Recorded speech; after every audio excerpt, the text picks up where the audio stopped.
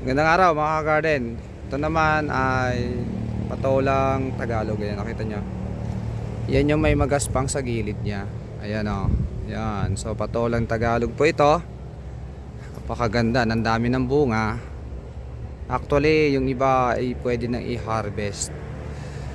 Yung iba syempre hindi pa yan kasi maliliit pa yung iba. Patolang Tagalog lahat. Ayan o. Ang dami talaga niyang tanim ano. Patolang Tagalog. Ayan o. Ito niya. Daming bunga o.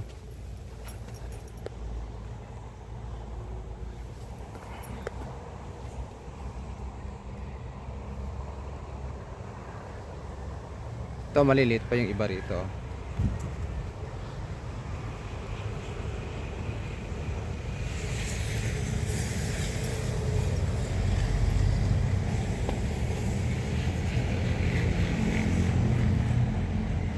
Daming bunga ng ano, napakalinis pa ng plot.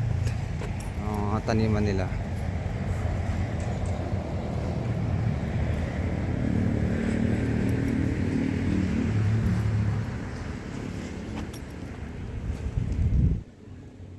Napakagandang tignan ang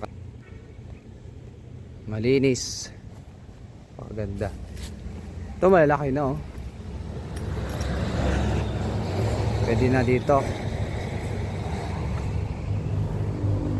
Ito, laki na nga oh.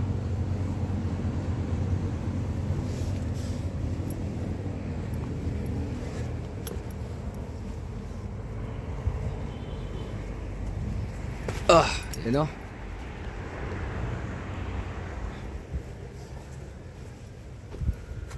Sarap talaga magtanim pag ano, maluwang ang taniman mo.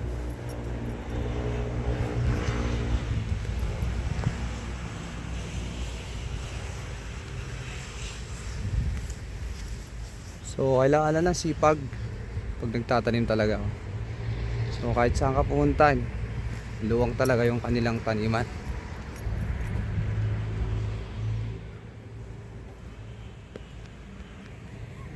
So maliwanag dito sa kabila, yan yung patolang Tagalog. Dito naman ay patolang Espanyol. Ano, patolang Espanyol sa kabila, dito ay patolang Tagalog.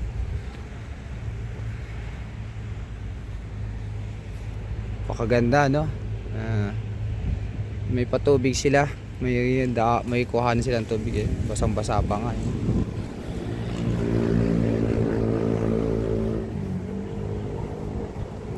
So sarap pagtanim pag ganito ano, kaluwang lupa.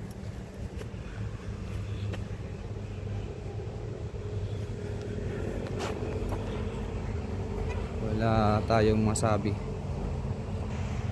Ang ganda talaga. Actually nakaka-inspired yung mga ganitong ano, itsura ng mga taniman. Alagang alaga. Daming bunga pa.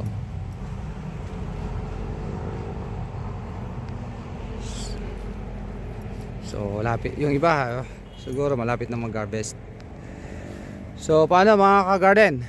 Napakaganda ng kanilang ano, ito lang kanilang gapang ano, kawayan, tsaka net lang yan o net.